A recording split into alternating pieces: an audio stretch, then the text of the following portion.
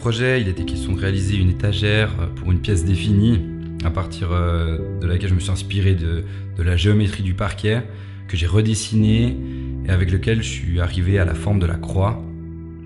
Donc ça constituera vraiment la base de mon projet pour qu'à terme il s'intègre vraiment le plus subtilement dans l'environnement qu'il accueillera.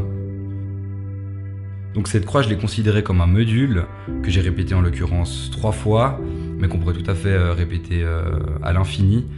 Principe un peu similaire au fonctionnement des échafaudages où on en rajoute ou on en enlève.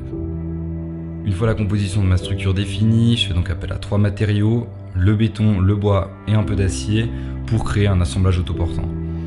J'utilise le bois comme articulation porteuse.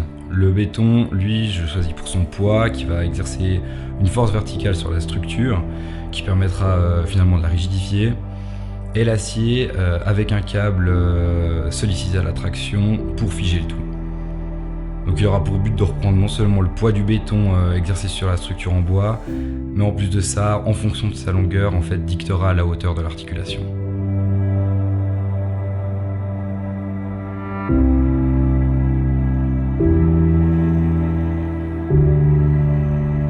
Pour conclure, à travers ce projet, je cherche vraiment à mettre en lumière ce qu'on qualifie en architecture la vérité constructive. C'est lorsque, face à une œuvre architecturale, on comprend vraiment le rôle des différents matériaux utilisés en fonction de leurs caractéristiques, autant structurelles qu'esthétiques, sans revêtement qui viendrait fausser en fait sa lecture. Comme bon exemple de cette thématique, on pourrait prendre certaines cathédrales de Viollet-le-Duc, où les matériaux ils sont vraiment choisis pour leur rôle structurel.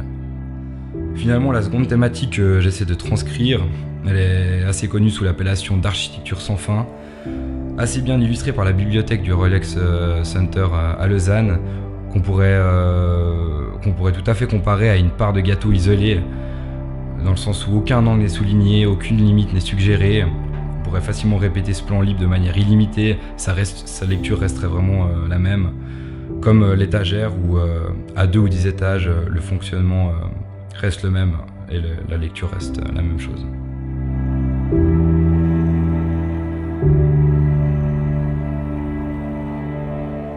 Ma démarche dans ce projet vise en fait à expliquer, proposer une méthode de réflexion et ses techniques de réalisation lors de l'élaboration d'un objet.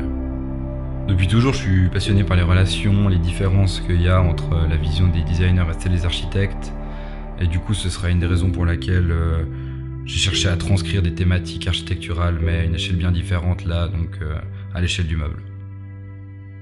Je m'appelle Charlie Henny et je suis étudiant en architecture à l'EPFL.